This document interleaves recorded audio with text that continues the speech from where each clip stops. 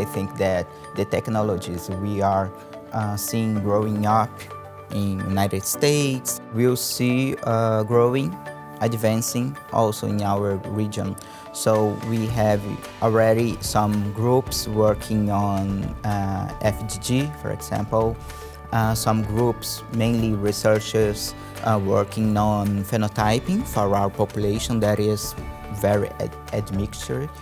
I think that I will see this in the next 5 years in our region. We're seeing more and more interest in MPS technologies.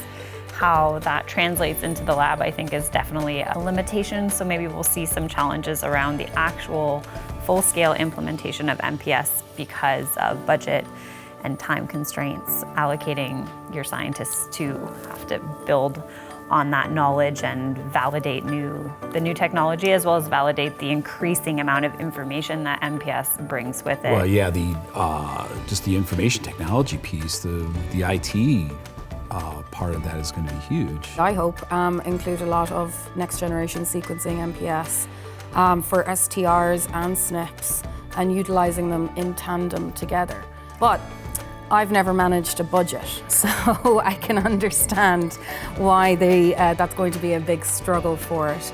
But I think there is going to be more of a push for more in-house of the advanced techniques.